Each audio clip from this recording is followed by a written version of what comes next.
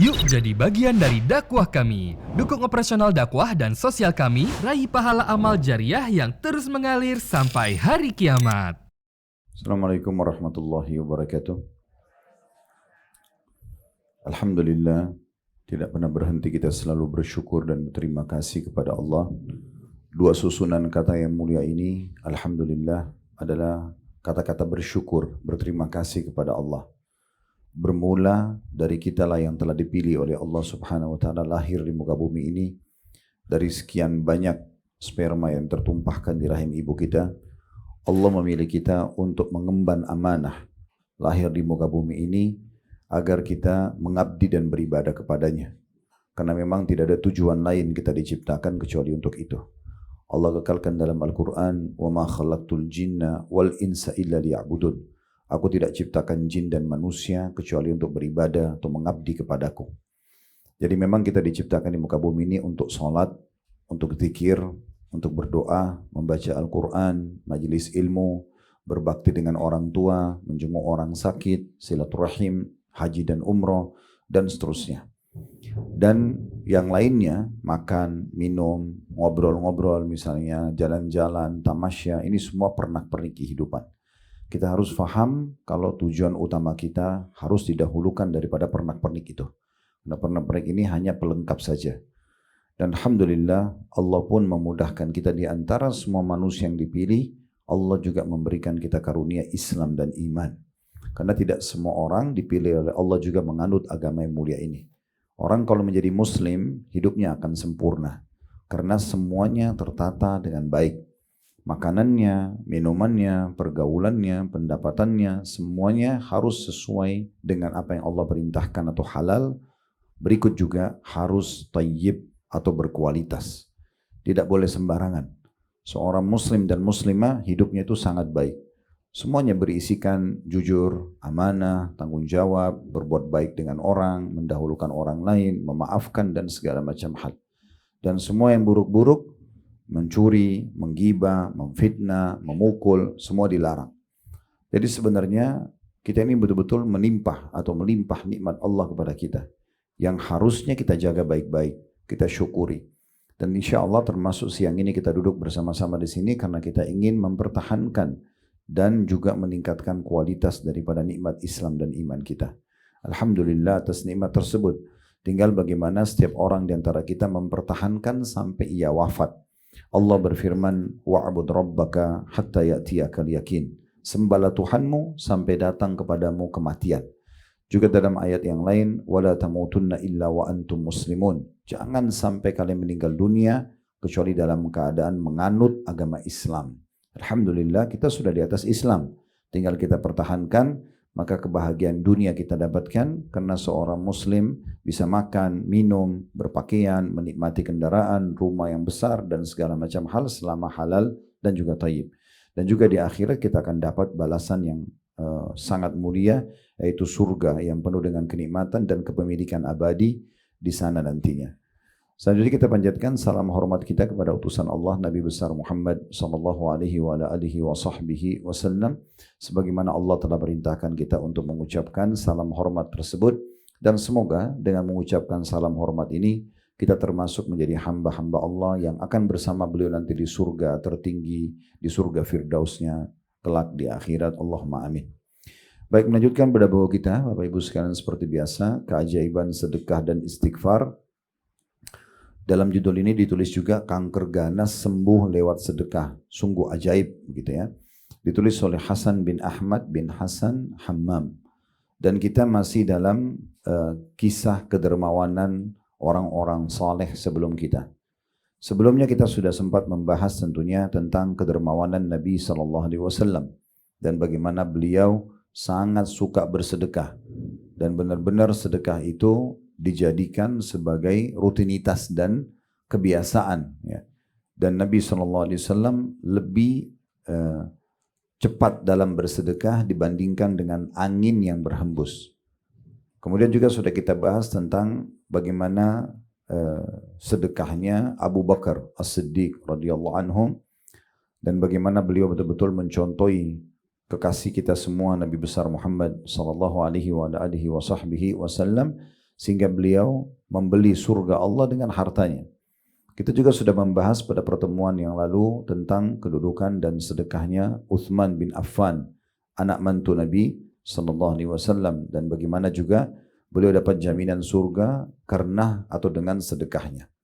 Sekarang kita akan masuk tentang infak dan sedekahnya sahabat yang lain. Julukannya atau sering dipanggil dengan Ibnu Umar, namanya Abdullah bin Umar radhiyallahu anhuma. Tentu tidak asing bagi kita Bapak Ibu sekalian tentang ayahnya, Umar bin Khattab, salah satu dari mertua Nabi SAW dan sahabat terdekatnya, dan juga salah satu sahabat yang dikubur bersama Nabi SAW. Umar bin Khattab adalah orang yang sangat saleh. Tentu kita bicara setelah masuk Islam, walaupun sebelum masuk Islam sangat membenci Islam itu sendiri. Dan karena kesolehannya Allah pun memberikan keturunan-keturunan yang baik. Perlu kita garis bawahi, kesolehan kita itu, ketaatan kita kepada Allah berpengaruh pada keturunan.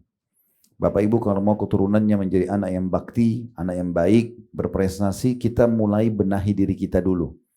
Makanya Sa'id ibn Musayyib rahimahullah, seorang ulama tabi'in, dia sholat rajin sekali. Lalu dia berkata kepada anaknya, sungguh sholat yang aku kerjakan ini agar Allah selalu menjagamu. Agar Allah selalu menjagamu.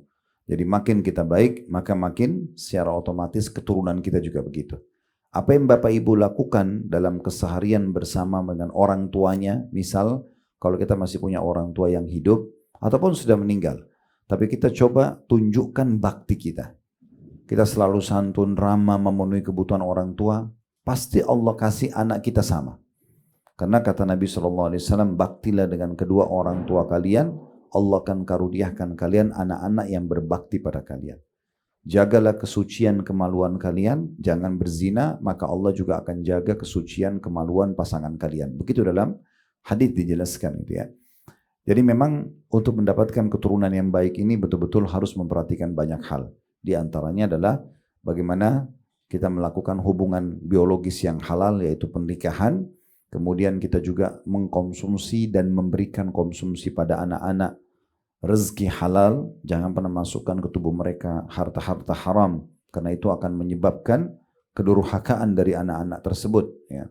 Berapa banyak orang yang lahir dari rahimnya kalau dia seorang wanita, atau dari spermanya kalau dia seorang laki-laki, justru yang membunuhnya, menjadi pembunuhnya ya, karena dari harta haram, karena anak tersebut ingin merebut harta warisan gitu ya. Itu banyak terjadi.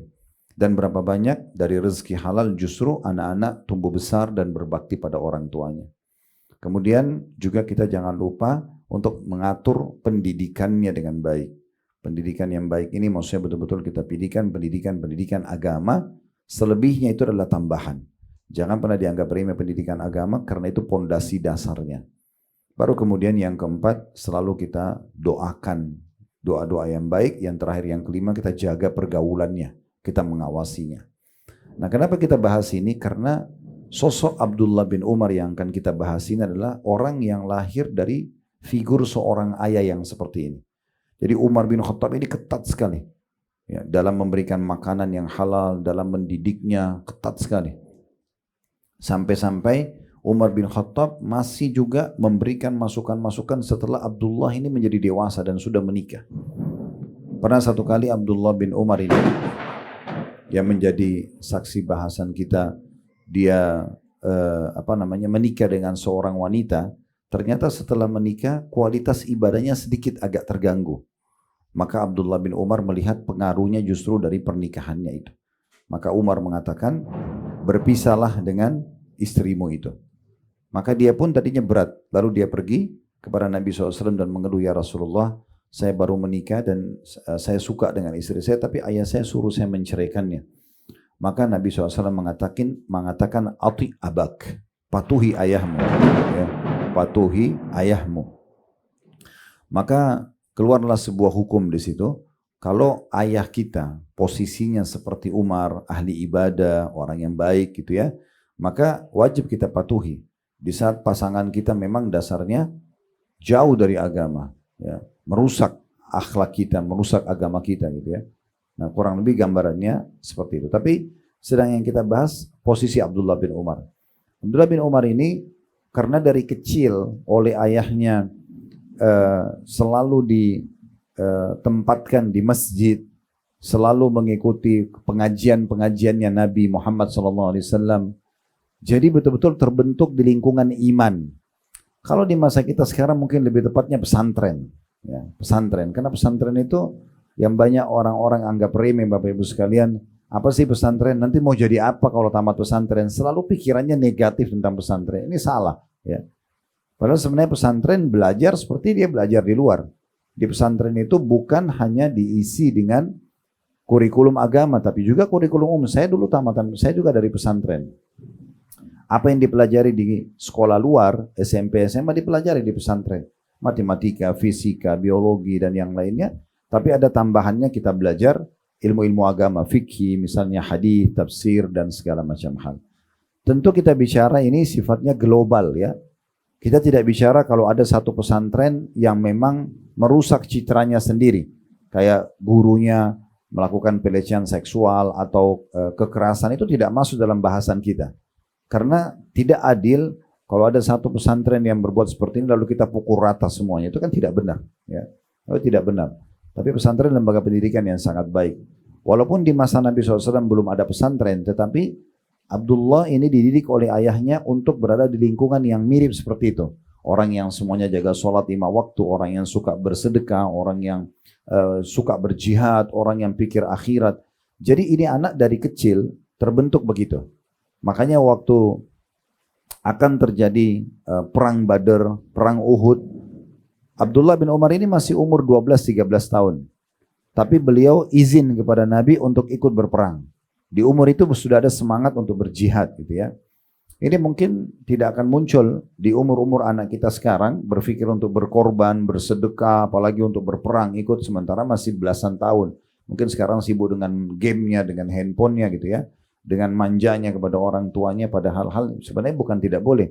Tapi kadang-kadang terlalu berlebihan akhirnya membuat mereka tidak terbentuk pribadi-pribadinya gitu ya. Saya sangat memuji jemaah-jemaah yang Masya Allah ikut dengan kami umroh, itu sampai membawa anak-anak mereka masih kecil. Bahkan ayahnya ingin mengejar pahala gundul, karena lebih banyak pahala gundul pada saat tahallul, cukur rambut. Maka anaknya pun digundulin, sambil dipuji segala macam. Jadi anak-anak ini mungkin dari kecil sudah terbiasa mengenal perintah agama. Mereka mau berkorban untuk agama gitu ya. Nah seperti itulah kurang lebih. Nah ini yang membuat pribadi Abdullah bin Umar ini luar biasa. Dan Abdullah bin Umar ini dapat julukan di kalangan sahabat, Bapak Ibu sekalian, sahibu ta'assi. Apa itu sahibu ta'assi? Orang yang sangat fanatik dengan Nabi Muhammad SAW. Karena dari kecil ayahnya sama ibunya tanamkan, ini Rasulullah, ini ajaran agama yang benar. Jadi dia selalu itu ditanamkan. Sehingga dia betul-betul menjadi orang yang sangat fanatik. Apa saja yang Nabi SAW baru kerjakan, dia langsung kerjakan. Apa saja yang Nabi SAW pernah contohkan, maka dia selalu menjaga sampai dia wafat. Sampai dinukil sebuah kisah, Abdullah bin Umar radhiyallahu anhu ini yang akan jadi tokoh bahasan kita tentang sedekahnya. Beliau pernah memimpin kafilah haji 70 kalau tidak salah, kafilah itu kayak kumpulan unta. Kalau kita sekarang grup haji gitu ya. Berangkat, di tengah jalan beliau berhenti. Lalu orang-orang semua pada melihat, karena orang tahu ini adalah orang yang suka mencontohi Nabi. Gitu ya. Subhanallah, beliau mampir, kemudian beliau pergi ke satu tempat yang sangat jauh, lalu beliau buang air kecil di situ, di bawah sebuah pohon. Gitu ya. Maka setelah selesai ada yang tanya, apakah Anda memberhentikan kami semua hanya karena mau melihat Anda buang air kecil di situ? Apa jawabannya? Iya, benar karena itu. Bukan di sini maksudnya terlihat auratnya, bukan ya. Dari jarak jauh kelihatan. Orang masa dulu kalau mau buang air kecil biasanya mencari tempat rimbunan. Itu beliau mengatakan iya benar. Karena saya ingin menyampaikan kepada kalian, waktu saya sedang haji bersama Nabi Muhammad SAW, beliau mampir di sini, beliau kencing di situ. Saking maunya mencontohi dan menciplak semua apa yang Nabi Muhammad SAW lakukan. Pernah satu kali di pembebasan kota Mekah, waktu pertama kali Nabi Muhammad SAW menaklukkan Mekah dan masuk ke dalam Ka'bah, waktu itu beliau ingin bersihkan Ka'bah. Di Ka'bah itu banyak patung-patung, ada gambar-gambar dibuat oleh orang Quraisy itu ingin dihapus oleh Nabi Muhammad SAW. Beliau bersihkan lalu beliau sholat 2 rakaat. Makanya ada sunnah sholat di dalam Ka'bah gitu ya. Kalau orang diizinkan masuk, kalau di masa sekarang mungkin karena umat Islam sudah terlalu banyak, biasanya hanya tamu-tamu kerajaan ya. Nah itu masuk ke dalam Ka'bah sholat. Tapi waktu itu Abdullah bin Umar tidak termasuk orang yang dapat izin masuk. Cuma 2-3 orang saja sahabat. Begitu sahabat-sahabat ini keluar, orang lain belum ada yang bertanya apa-apa. Abdullah bin Umar langsung tanya kepada sahabat yang masuk bersama Nabi, Nabi buat apa? Kata sahabat tersebut, Nabi sholat tadi 2 rakaat. Langsung dia tanya, di mana posisi sholatnya? Di sini. Tanpa banyak nanya lagi, Abdullah langsung sholat. Dia termasuk orang yang pertama mengerjakan itu. Dan ini nilainya sangat mahal gitu ya. Oleh karena itu saya ingin berbagi Bapak Ibu sekalian. Saya lihat ada sebagian jemaah, kalau anaknya kayak terlalu fanatik dengan agama, malah dia jadi penggodanya. Ya. Terutama ibu-ibu misalnya. Ya. Kalau anaknya puasa Senin Kamis, udahlah nak, untuk apa puasa? Ada salah satu kerabat kami begitu.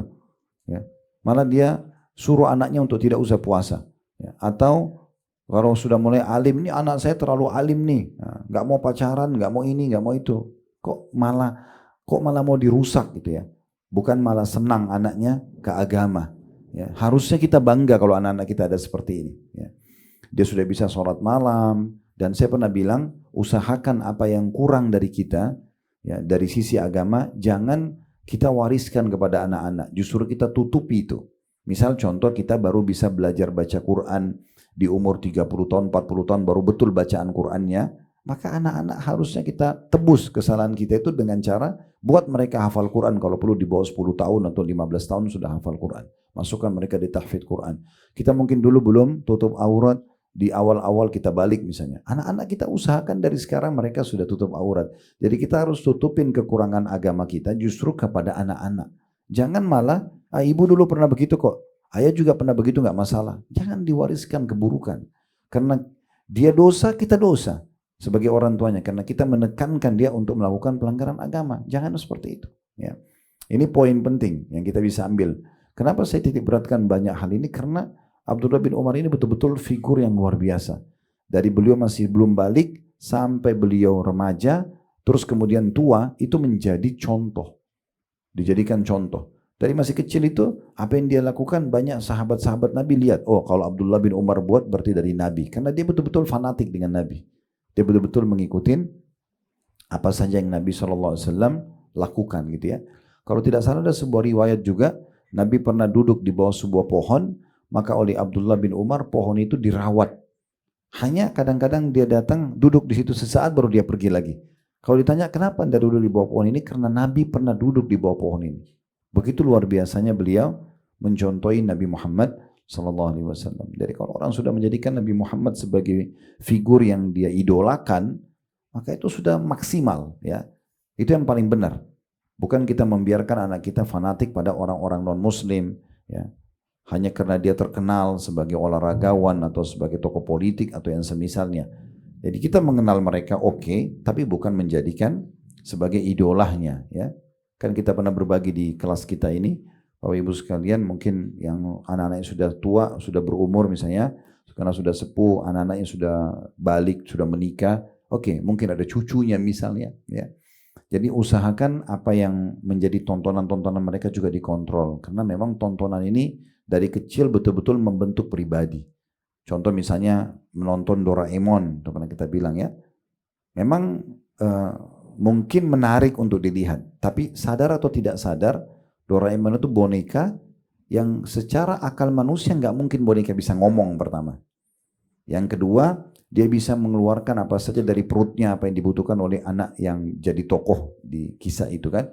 Jadi kalau Bapak Ibu berikan boneka Doraemon anaknya atau cucunya, atau dibuatlah kamar laki-laki serba warna biru, semua gambar Doraemon. Apa yang kita pesankan pada anak ini?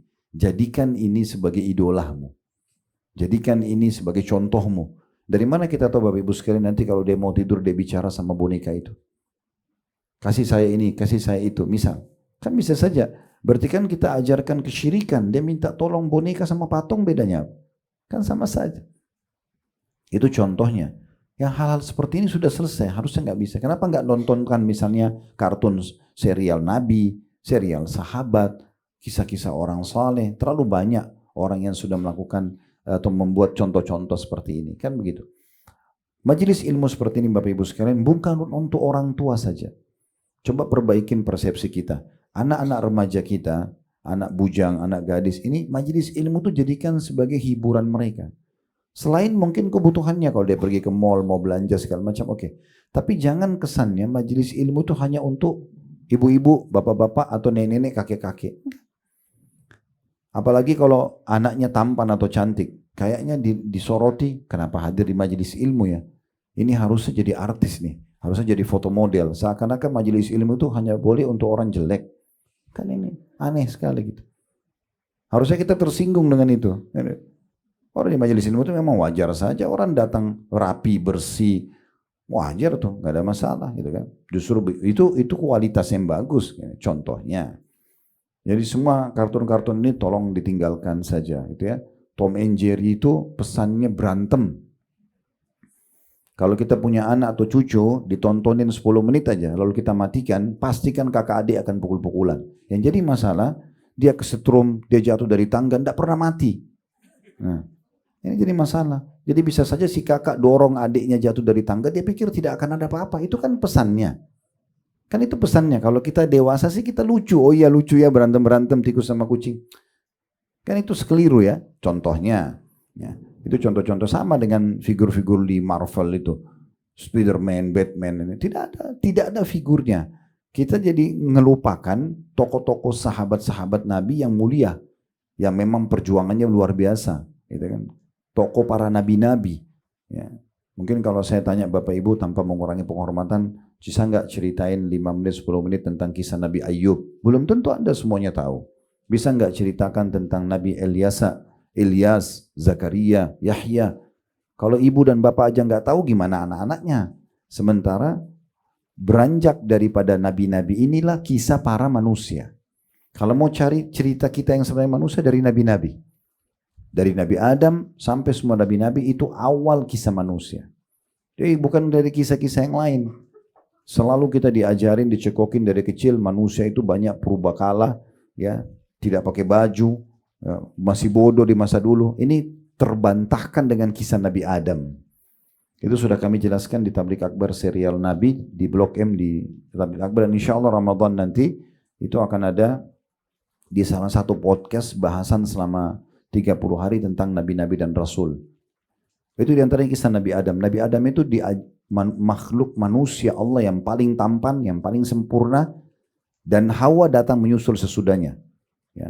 Tidak ada orang yang lebih tampan, lebih sempurna dari Nabi Adam. Tidak ada yang lebih cantik dari Hawa. Karena itu manusia pertama yang Allah ciptakan. Dan semuanya dua-duanya diciptakan sempurna, pintar, cerdas. Allah mengatakan dalam Al-Quran, وَعَلَّمَ آدَمَ الْأَسْمَاءَ كُلَّهَا. Allah mengajarkan Adam nama semuanya. Nabi Adam mengerti semua bahasa. Nabi Adam tahu nama benda semua di langit dan bumi. Bahkan mengetahui nama semua malaikat-malaikat. Sempurna. Gak ada namanya purbakala di situ. Nabi Adam turun ke muka bumi, sempurna. Semuanya sempurna. Begitu juga dengan keturunan-keturunannya. Gitu kan? Bukan kita pungkiri mungkin ada orang yang masih tinggal di hutan, beberapa orang suku itu mungkin, tapi tidak bisa kita anggap manusia itu awalnya ya ketinggalan atau segala macam itu ya, itu tidak benar. Makanya kita perlu kembali kepada kisah para nabi-nabi yang benar, kita para sahabat gitu ya, yang betul-betul benar. Nah, seperti itu kurang lebih gambarannya. Nah, di antara yang disebutkan itu Nafi' ini salah satu anak mantan budaknya Abdullah bin Umar. Ya. Beliau menceritakan waktu ditanya tentang sholat malamnya Abdullah bin Umar, karena orang penasaran gimana sih sholat malamnya Abdullah bin Umar. Kalau di masjid sudah tahu, tempat-tempat lain sudah tahu, tapi sholat malamnya gimana nih? Ini harus orang yang hadir bersama beliau. Maka kata Nafi', jadi beliau pernah beli seorang budak namanya Nafi', lalu beliau bebaskan karena Allah, lalu dijadikan sebagai muridnya beliau. Makanya salah satu perawi hadis itu Bapak Ibu sekalian yang menukil hadis kepada kita. fulan, fulan, sahabat Nabi, lalu Nabi Muhammad SAW. Itu jalur sanad namanya. Ini harus semuanya orang terpercaya. Itu kalau ada hadis dari Nafi' Abdullah bin Umar, itu hadis yang sangat mulia. Dianggap hadis yang emas, jalur emas gitu ya. Terutama dari Imam Malik, Nafi' baru Abdullah bin Umar. Yang jelas Nafi' mengatakan kepada orang-orang yang nanya tentang sholat malam Abdullah bin Umar, bagaimana sholat malamnya? Kata Nafi', kalian susah mengikutinya. Nggak bisa kalian ikutin. Kenapa? Dia jelaskan sama dia. Karena Abdullah bin Umar itu berwudu setiap kali mau sholat. Maksudnya gini, Bapak Ibu saya tanya, kalau Bapak Ibu sholat tahajud misal 11 rakaat, berapa kali Bapak Ibu wudu? Sekali kan? Kecuali batal ya. Kan kita salam, sholat lagi. Kalau Abdullah bin Umar tidak gitu. Untuk mengejar pahala ekstra, beliau setiap salam 2 rakaat, wudu lagi. Baru sholat 2 rakaat lagi. Habis salam, wudu lagi. Sholat lagi 2 rakaat. Itu enggak mudah untuk mendapatkan pahala. Karena ada hadis Nabi SAW, beliau mengatakan, kalau aku tidak beratkan umatku, aku akan suruh mereka wudu setiap kali mau sholat. Itu kan untuk mengejar pahala, tidak mudah. Orang yang mengerjakan seperti ini biasanya orang yang sudah rutin mengerjakan ibadah itu Allah kasih keberkahan, dia jadi mau mengerjakan ekstra. Nah seperti itu. Itu contohnya gitu ya. Beliau juga orang yang sangat dermawan. Nah ini nanti kita bahas masalah kedermawanannya. Selain ilmunya luas, selain ahli ibadah, beliau suka sekali membeli budak-budak di pasar. Masa itu ada perbudakan Bapak Ibu sekalian.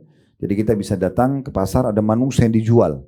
Itu biasanya hasil rampokan orang-orang, karena masa sekarang sudah aman. Masa dulu itu kita mungkin kalau masa belum berdiri Republik kita atau masih masa kerajaan dulu, mungkin kalau kita jalan dari Jakarta ke misalnya ke Jawa Tengah, mungkin di tengah jalan kita bisa diserang oleh perampok, orang pakai kuda, masih masa dulu. Nggak ada kamera, nggak ada keamanan yang aman kayak kita sekarang. Kalau sekarang kan naik pesawat, safar, semua aman.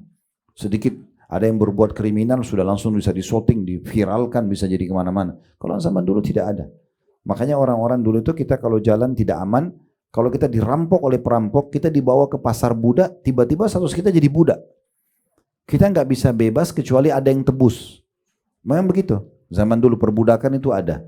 Makanya Islam datang mengatur perbudakan. Nah salah satunya budak-budak ini kalau di masa itu kita hidup, kita bisa membeli mereka.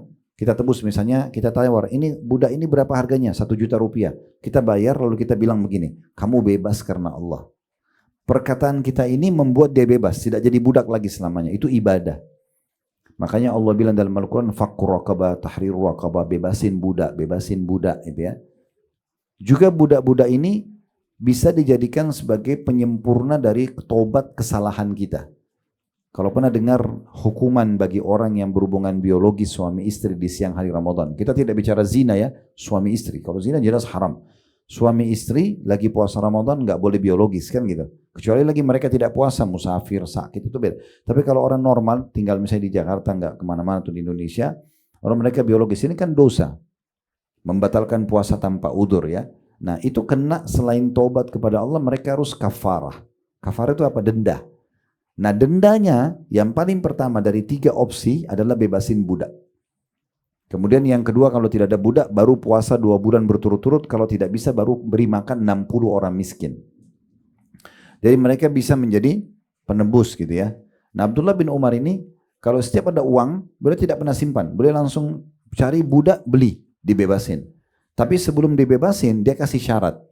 Saya akan bebasin kalian kalau kalian menjaga mempelajari agama dan memperbaiki ibadah kepada Allah. Nah gitu. Jadi kalau dia lihat budaknya misalnya selalu di saf awal sholat, tidak pernah ketinggalan sholat 5 waktu, suka baca Al-Quran, hadir majelis ilmu, dipanggil sama dia, kamu bebas karena Allah. Satu waktu karena banyaknya budak yang dia bebasin, lalu orang-orang bilang begini, wahai Abdullah, mungkin anda ditipu. Mungkin mereka itu pura-pura saja. Mereka pura-pura saleh, akhirnya anda bebasin. Maka beliau senyum, lalu beliau mengatakan, kalau kami ditipu di jalan Allah tidak masalah. Paham ya pesannya? Saya gini contoh, ada orang minta sama bapak ibu, tolong bantu saya, anak saya sakit. Lalu kita kasih nih, ternyata dia bohong. Itu kita kan ditipu, tapi di jalan Allah, nggak ada masalah. Karena innamal a'malu binniyat, semua sesuai dengan niatnya. Kita niat sedekah, kita dapat pahalanya, dia niat nipu, dia dapat hukumannya. Kita nggak rugi kalau di jalan Allah. Kita berikan bantuan, ternyata dia bohong misalnya gitu ya. Dia bilang dia terlilit utang, lalu kita lunasi, ternyata dia memang tidak utang. Kita tidak ada ruginya. Tetap dicatat pahala di sisi Allah subhanahu wa ta'ala. Nah, seperti itulah. Makanya beliau mengatakan, kalau kami ditipu di jalan Allah nggak ada masalah. Ya. Yang penting jangan urusan dunia. Nah seperti itulah. Baik, kita sekarang fokus ke masalah infak dan sedekahnya Abdullah bin Umar ini, Bapak Ibu sekalian. Dikatakan dari Nafi', pelayan Ibnu Umar radhiyallahu anhu, apabila Ibnu Umar sangat mengagumi sesuatu dari hartanya, niscaya ia akan mempersembahkan kepada Allah. Jadi kalau misalnya dia suka baju, dia suka makanan, maka yang paling pertama difikirkan oleh dia adalah bagaimana dia infakkan itu di jalan Allah. Minimal dia kalau beli, dia beli double, satu dipakai, satu dikasih. Tapi nilainya sama, jenisnya sama. Bukan karena penerimanya, tetapi karena dia ingin mengorbankan sesuatu yang terbaik di jalan Allah. Ini termasuk level-level tinggi dalam bab sedekah, Bapak Ibu sekalian ya. Kapan kita bisa menyedekahkan apa yang kita cintai, uang, makanan, minuman dan segala macam, dan itu kita suka sebenarnya. Lalu kita sedekahkan, di situ puncak pahalanya, karena Allah menilai pengorbanan kita. Nah ini yang perlu digarisbawahi. Kalau kita belum sampai pada level ini, kita akan terus coba menggali, sering rutin bersedekah supaya kita bisa sampai nanti hati kita nanti tidak jadi beban lagi dengan sedekah kalau kita lakukan itu. Nah itu diantaranya. Makanya Nafi' ini, kalau yang pegang bukunya, Nafi' itu tadi nama mantan budaknya yang dibebaskan ya, lalu jadi muridnya menukil kepada kita riwayat tersebut. Kemudian Nafi' berkata juga dalam riwayat lain, dan hamba sahayanya mengetahui akan hal itu. Lalu ada salah seorang dari budak-budaknya bersemangat untuk beribadah di masjid. Dan ketika Ibnu Umar melihat keadaan dirinya yang bagus tersebut, budak itu dilihat bagus ibadahnya, maka dia memerdekakan hamba tersebut. Namun para sahabatnya berkata kepadanya, wahai Abu Abdurrahman, ini kunyah, julukannya. Kan termasuk anjuran Bapak Ibu sekalian, Anda kalau punya anak laki-laki pertama, Anda pakai namanya. Misal contoh, anak saya laki-laki yang pertama, saya diberikan nama Uwais. Saya dipanggil Abu Uwais misalnya. Atau Bapak Ibu punya anak pertama namanya Ahmad. Bapak-bapak dipanggil Abu Ahmad, ibu dipanggil Ummu Ahmad. Itu termasuk bagian daripada agama kita. Ya. Kalau tidak ada anak laki-laki, bisa dipanggil dengan anak perempuan. Ya. Nah seperti itulah. Nah di sini dia dipanggil wahai Abu Abdurrahman, karena anaknya beliau yang pertama namanya Abdurrahman. Wahai ayahnya Abdurrahman, demi Allah, tidaklah mereka itu, maksudnya para budak, ya, kecuali hanya membohongimu. Ini pura-pura saja soleh, supaya Anda bebasin. Maka Ibnu Umar mengatakan, barang siapa yang berdusta terhadap kami karena Allah, niscaya kami tertipu karenanya. Maksudnya tidak masalah. Kami tertipu di jalan Allah, nggak ada masalah. Ayyub bin Wa'il rahimahullah berkata, Ibnu Umar pernah diberikan uang 10.000, maksudnya di sini adalah dirham. Ya. Lalu dia membagi-bagikan harta tersebut. Dan keesokan harinya ia meminta makanan untuk binatang yang dikendarainya dengan harga 1 dirham hutang. Jadi maksudnya saking sukanya bersedekah, beliau dapat uang 1.000 dinar. Kalau kita sekarang ini mungkin bisa sudah masuk ratusan juta. Langsung disedekain semuanya pada hari itu. Besoknya ada hewan tunggangannya, kalau kita sekarang mungkin bensinnya kendaraan, ya, bahan bakar kendaraan. Dia mau kasih makan hewan tunggangannya nggak ada. Maka dia sempat utang sama tetangganya 1 dirham hanya untuk beli makanan hewannya. Kalau kita beli bensinnya. Karena sukanya dengan sedekah. Ini kan kita sedang bahas tentang bab sedekah gitu ya. Saking hobinya dia bersedekah. Kemudian dalam riwayat lain dikatakan dari Nafi'. Ia berkata rahimahullah, apabila Ibnu Umar membagi-bagikan 30.000 dalam satu majlis, ya, kemudian tiba bulan baru, pastilah ia tidak makan sepotong daging pun. Maksudnya Abdullah bin Umar pernah dia saksikan dalam majlisnya membagi-bagi sekitar 30.000 dirham. Ini kebetulan nilainya besar sekali, sudah mungkin bisa mencapai miliaran rupiah. Dia bagi-bagi gitu ya. Kemudian dia setelah bagi-bagi, bisa saja itu di akhir bulan, awal bulan dia tidak makan daging sama sekali karena nggak ada uangnya cukup untuk beli daging. Saking sukanya dengan sedekah. Tentu kalau ada yang bertanya, Ustadz, bukankah dari awal Ustadz bahas orang kalau sedekah akan diberikan balasan oleh Allah? Jawabannya iya. Tapi riwayat seperti ini bukan sedang membahas balasan Allah. Karena bisa saja di sini Nafi' menceritakan waktu dia memberikan di akhir bulan sedekahnya di dalam satu majelis dikasih uang bagi-bagi kepada orang murid-murid yang tidak mampu dibantu sama dia, maka keesokan harinya dia nggak makan daging. Bukan berarti Allah tidak balas. Bisa saja Allah balas mungkin setelah riwayat ini disampaikan, begitu ya. Jadi yang sedang kita ambil pesannya adalah bagaimana cintanya dia terhadap sedekah dan keyakinannya kepada Allah Subhanahu wa taala. Kami pernah singgung di pertemuan yang lalu, kalau Bapak Ibu masih ingat ya, semua sedekah yang kita keluarkan itu kita anggap investasi kepada Allah. Masih ingat gak itu? Hah?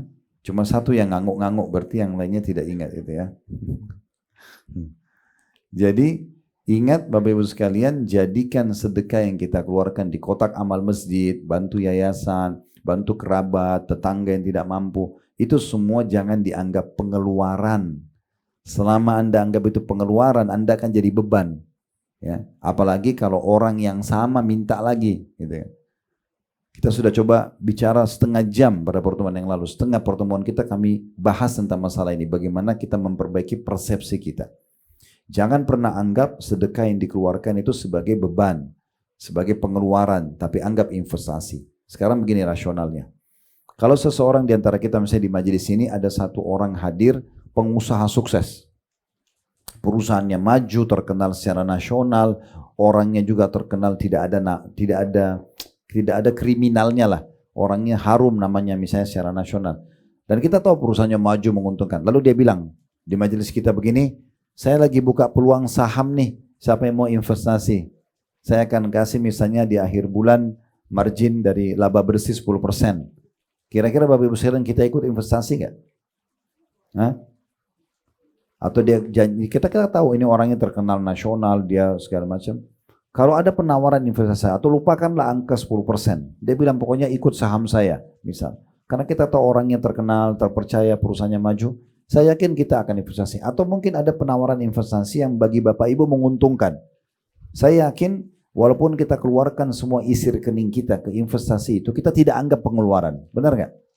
Kita akan anggap ini walaupun rekening kita misalnya 1 miliar, habis 1 miliar kita semua investasikan. Kita nggak pernah merasa itu kurang. Padahal ini sudah keluar. Nah, harusnya di bab sedekah seperti itu.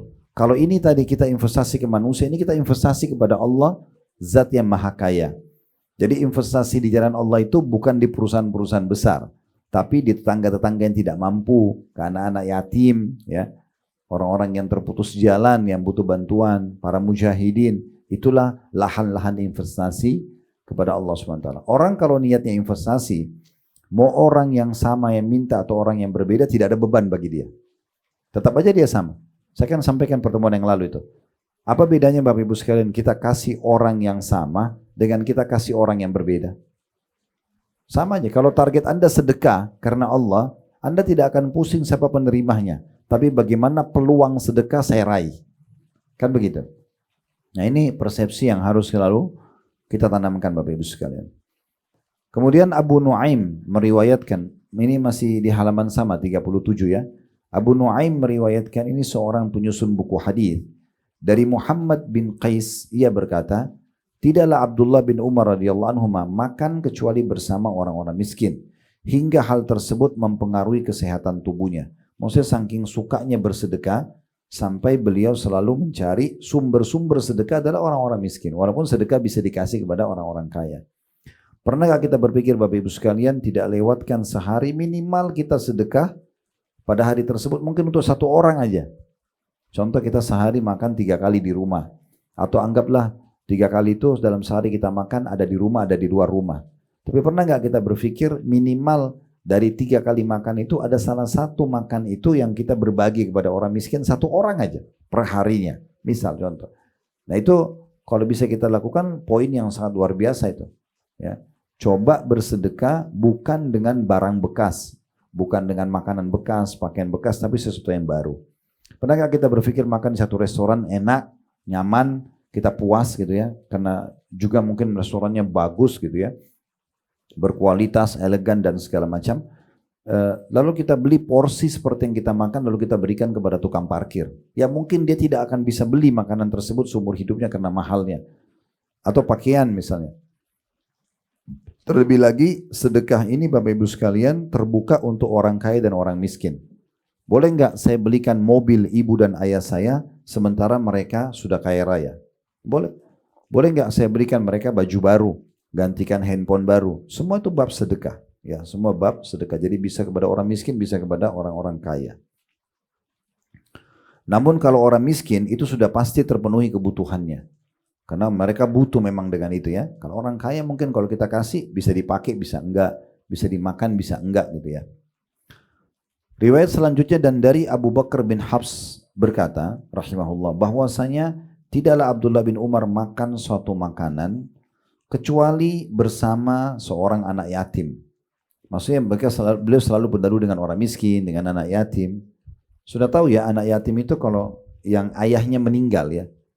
Hanya ayahnya meninggal dan dia belum balik. Itu baru istilah yatim.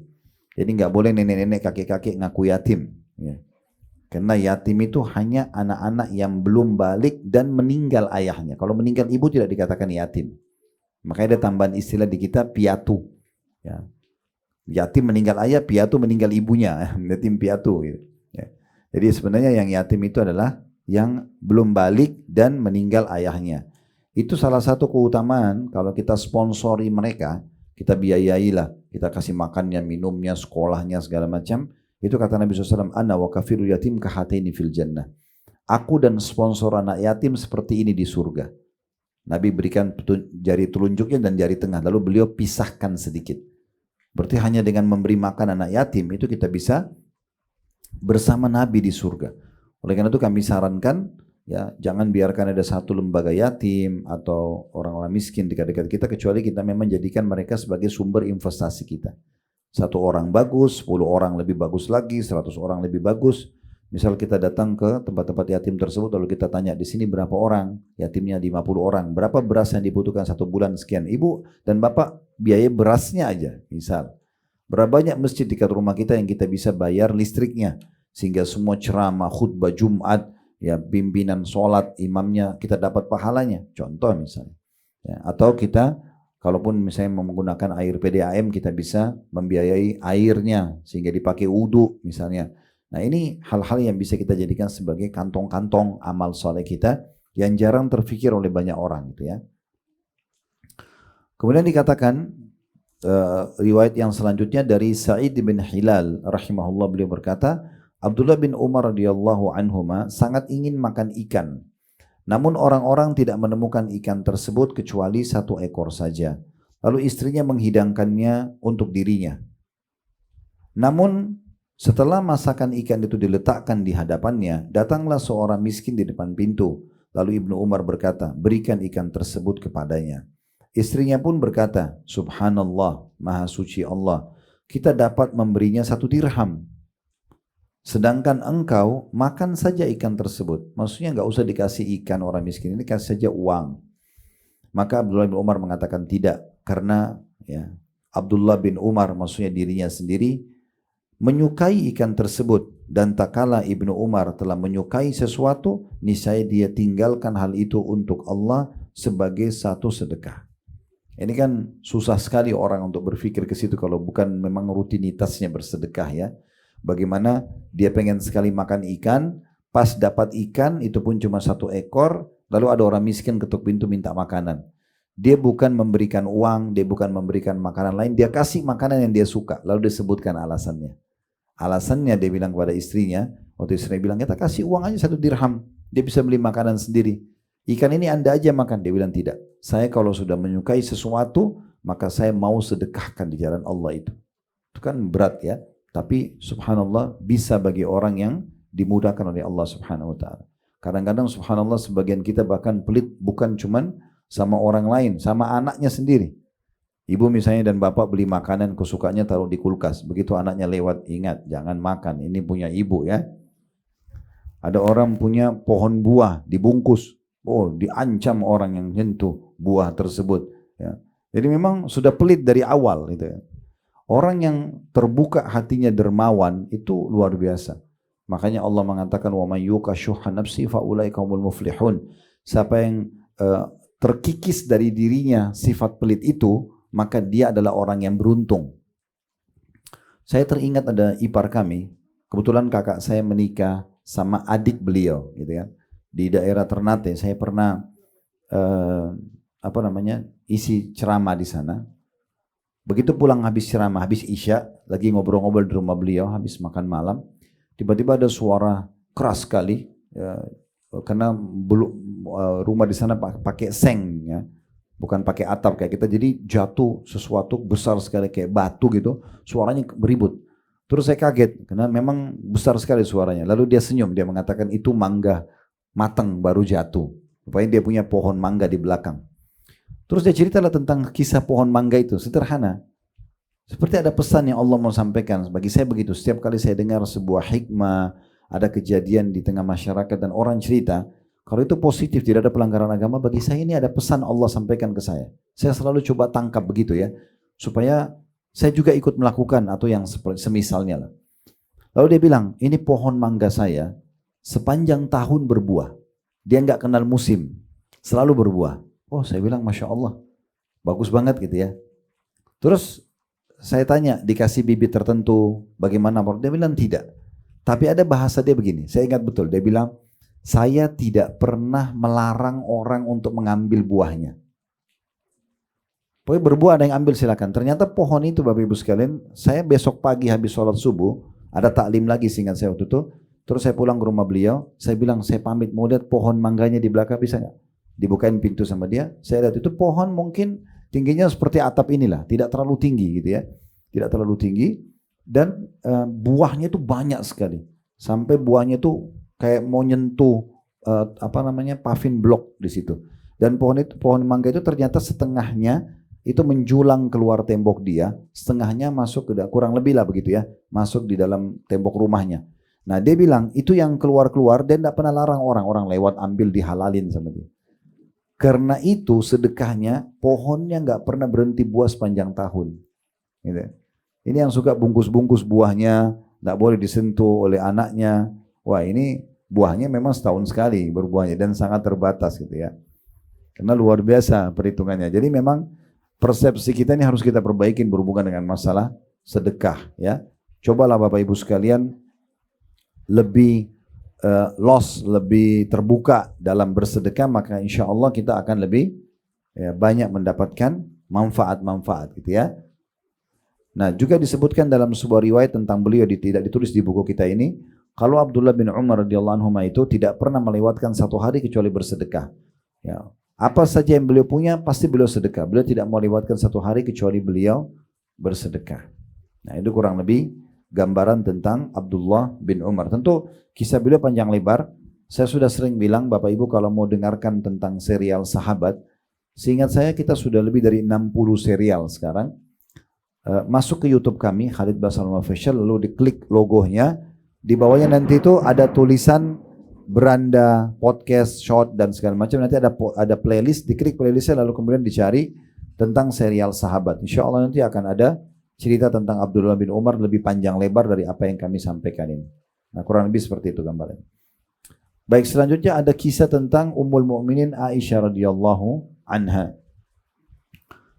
Aisyah radhiyallahu anha adalah istri, salah satu dari istri-istri Nabi, dan beliau termasuk atau satu-satunya istri Nabi yang dinikahi dalam kondisi perawan. Yang sisanya semua memang bukan perawan gitu ya. Cuma memang Nabi SAW belum memberikan keturunan beliau kecuali dari Khadijah saja. Tentu kisah beliau cukup banyak, tapi beliau termasuk istri Nabi yang dari kalangan wanita yang paling banyak meriwayatkan hadis. Mirip tadi Abdullah bin Umar itu yang paling banyak meriwayatkan hadis dari kalangan laki-laki. Walaupun ada orang yang melebihi dia itu Abu Hurairah ya. Itu kalau Abdullah bin Umar. Kalau Aisyah ini adalah memang nomor satu wanita yang paling banyak meriwayatkan hadis. 2000 sekian hadis sehingga saya dinukil dari beliau. Dan pada saat Nabi SAW meninggal umur beliau masih belasan tahun. Karena Nabi menikahi beliau masih sangat muda waktu itu ya. Yang jelas inilah contoh salah satu istri yang berhasil dididik oleh suaminya yang saleh. Nabi Muhammad SAW bukan hanya sekedar jadi suami, tapi beliau menjadi pendidik. beliau menanamkan kepada istrinya. Berapa kali dalam riwayat disebutkan beliau membangunkan istrinya untuk sholat malam, beliau mengingatkan A dan B, maksudnya perintah dan larangan, ya.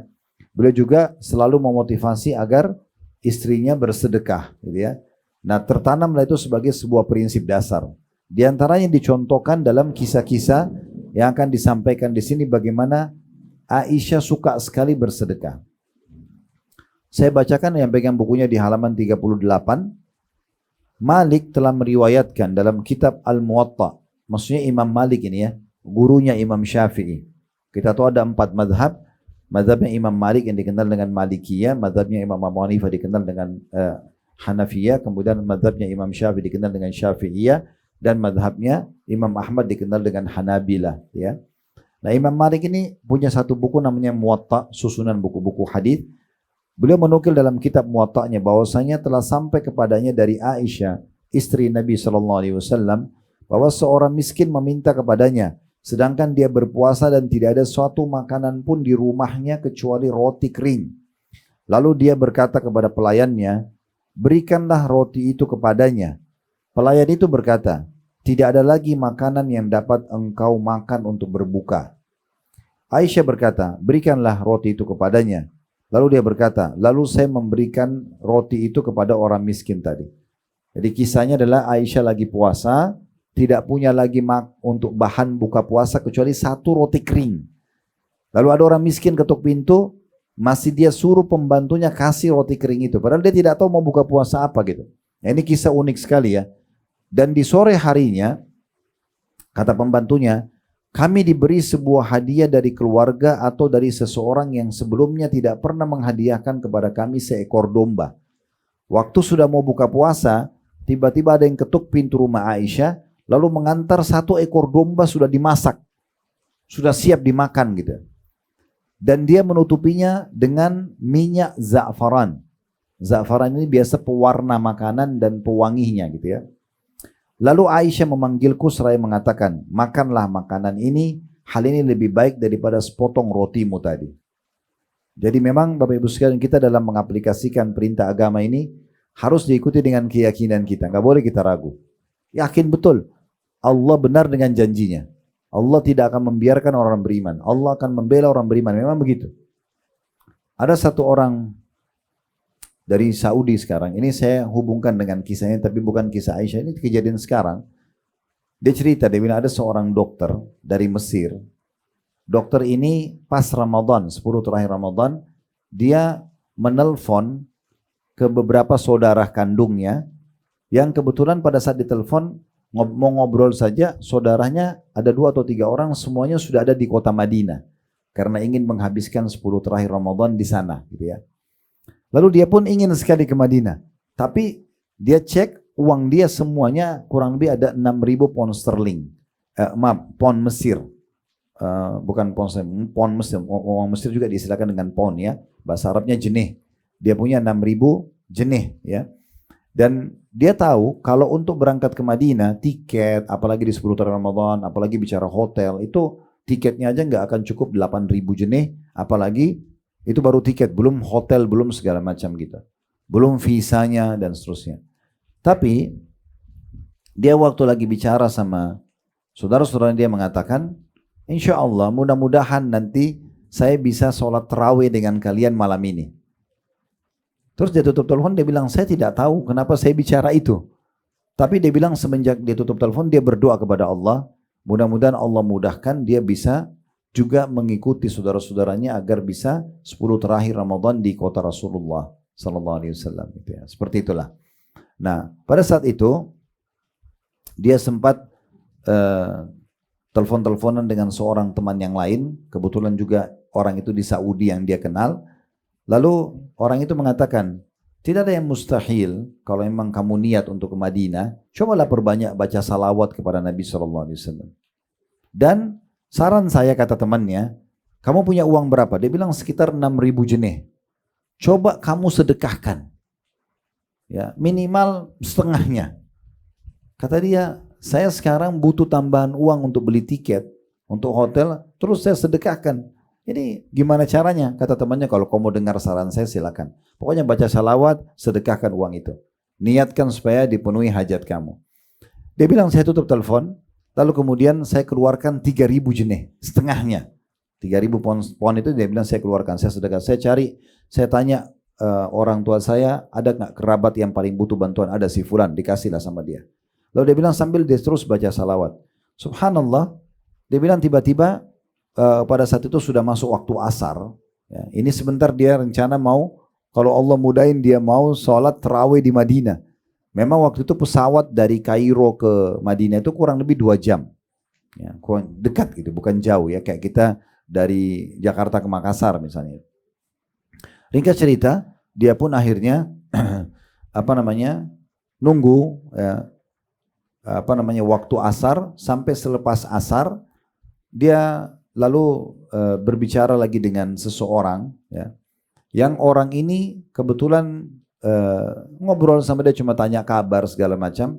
Lalu dia bilang, apa yang kau rencanakan? Orang itu bilang, apa yang kau harapkan sekarang? Yang kau ingin, dia bilang, saya pengen sekali untuk sholat menghabiskan 10 terakhir di Madinah. Kata temannya, mudah sekali. Kalau cuma itu permintaannya, saya bisa bantu. Dia bilang begitu. Kata temannya, udah nanti biar saya yang uruskan. Saya kebetulan, temannya itu bilang, saya kebetulan mau berangkat juga ke Madinah sekarang. Susul saya ke bandara. Maka dia bilang, saya ambil barang saya berangkat ke bandara, tidak ada visa, uang cuma 3.000 pon. Saya juga tidak tahu kalau teman saya ini mau belanjakan tiketnya. Yang penting saya berangkat dulu ke bandara. Pergilah saya ke bandara sana. Begitu saya tiba, teman saya sudah belikan saya tiket. Ya, sudah siap tiket. Tinggal masalah visanya. Bagaimana visanya nih? Dia harus urus visa. Visa nggak bisa diurus sore hari. Biasanya kan harus diajukan, walaupun sekarang sudah bisa online ya. Tapi butuh waktu lah. Terus kemudian dia ketemu sama satu orang imigrasi di bandara Kairo. Lalu orang imigrasi itu dia tanya sama dia, saya mau berangkat tapi ke Madinah tapi saya belum punya visa.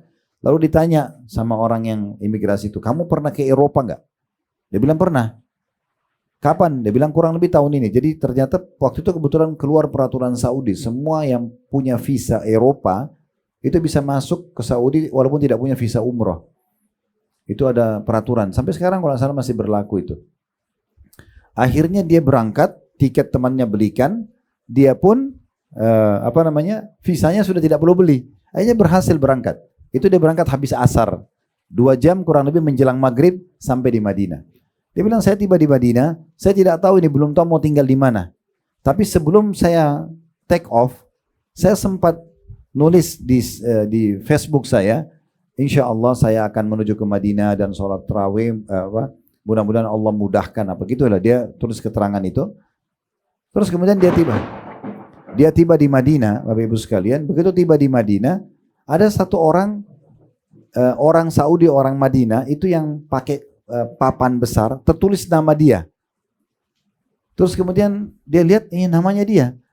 Terus dia bilang, kamu cari saya? Orang itu bilang, iya, saya cari Anda. Dia bilang, Anda kenal saya? Kata dokter, dia bilang, iya. Sekitar 3-4 tahun yang lalu, pernah dia atau istrinya orang ini sakit, pergi berobat di Mesir dan sembuh karena dokter ini. Jadi saya lihat status Anda di Facebook, maka saya jemput Anda. Semua biaya Anda di sini saya yang tanggung. Dia bilang, subhanallah, Allah memberikan kepada saya semuanya, bisa tinggal selama 10 hari Ramadan di Madinah, berangkat diprogramkan dari mulai habis duhur saja, ya, dan termudahkan semuanya. Nah memang harusnya kita itu berada di poin keyakinan yang sangat tinggi kepada Allah subhanahu wa ta'ala. Nah seperti itulah, di sini kisah Aisyah luar biasa. Beliau, Bapak Ibu sekalian, hanya punya roti saja, dan akan buka puasa tidak ada makanan kecuali itu, tapi kan ada orang miskin minta dikasih sama dia. Lalu dengan penuh keyakinan Allah nggak akan mungkin biarkan seseorang itu terbengkalai karena sedekah. Sebelum buka puasa ada tetangga yang belum pernah memberikan makanan kepada Aisyah, mengirim 1 ekor domba dengan mewahnya. Lalu kemudian tibalah azan maghrib, Aisyah buka puasa dengan domba tersebut. Sambil dia tersenyum, dia katakan sama pembantunya, makanlah, domba ini lebih baik daripada roti keringmu tadi. Riwayat yang selanjutnya dari Ibnu Zubair, maksudnya Abdullah bin Zubair radhiyallahu anhuma, beliau berkata, saya tidak pernah melihat 2 wanita yang lebih dermawan daripada Aisyah dan Asma radhiyallahu anhumna. atau anhuma. Asma ini saudarinya Aisyah. Maksudnya Abdullah bin Zubair ini mengatakan dua orang wanita ini di masa dulu dia hidup yang paling dermawan. Adapun Aisyah, ia selalu mengumpulkan sesuatu hingga bila telah terkumpul banyak, maka dia membagi-bagikannya. Sedangkan Asma, maka dia tidak menyimpan sesuatu pun untuk keesokan harinya. Jadi dua orang ini suka sedekah tapi dengan dua pola yang berbeda. Kalau Aisyah biasa dia kumpulin dulu banyak, dia sedekahin. Kalau Asma, dia tidak kumpul, dia langsung bagi, ya. Esok kalau ada lagi baru dia bagi, seperti itulah. Kemudian dari seorang wanita yang sering mendatangi Aisyah radhiyallahu anha, dia berkata, Ibnu Zubair radhiyallahu anhu mengirimkan sejumlah harta kepada Aisyah di dalam 2 kantong. Aisyah berkata, saya mengiranya 180.000, ya 180.000 dirham. Lalu dia meminta mangkuk, padahal dia berpuasa di saat itu. Lalu dia duduk seraya membagi-bagikan harta tersebut kepada orang-orang. Dan tidaklah tersisa untuknya saat itu, kecuali tidak tersisa saat itu 1 dirham pun. Dan di sore harinya Aisyah berkata, wahai pelayan, berikanlah makanan berbuka untukku.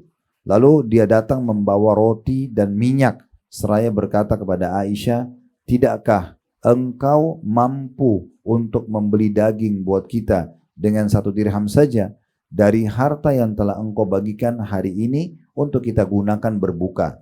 Aisyah menjawab, janganlah kamu menyesaliku, karena bila kamu mengingatkanku tadi pastilah akan aku lakukan. Maksudnya apa? Aisyah ini saking gemarnya bersedekah Bapak Ibu sekalian sampai dia bersedekah habis dia pun buka puasa tidak tahu dari mana. Maka pembantunya menyiapkan hanya roti sama minyak. Memang biasa dulu orang makan roti sama minyak zaitun. Dan itu supaya rotinya jadi lunak. Karena biasanya mereka buat roti dari gandum. Itu kan dalam beberapa waktu mengeras. Kalau tidak ditaruh di tempat yang tertutup. Ya. Maka beliau pun mengatakan pada pembantunya. Waktu pembantunya bilang, coba anda tadi dari yang anda sedekahkan. Anda sisakan 1 dirham buat kita buka puasa. Dia bilang jangan sesali yang sudah kita keluarkan. Ya. Dan kalau kau bilang tadi sama saya, ingatkan, saya bisa simpan. Tapi sudahlah, sudah berlalu. Nah seperti itulah kurang lebih cinta mereka terhadap sedekah. Sampai sini mungkin bahasanya, kalau ada pertanyaan silakan. Dan kedepannya nanti kita akan bahas salah satu dari istri Nabi juga namanya Zainab binti Jahash radhiyallahu anha dalam bersedekah atau berinfak di jalan Allah Subhanahu wa taala.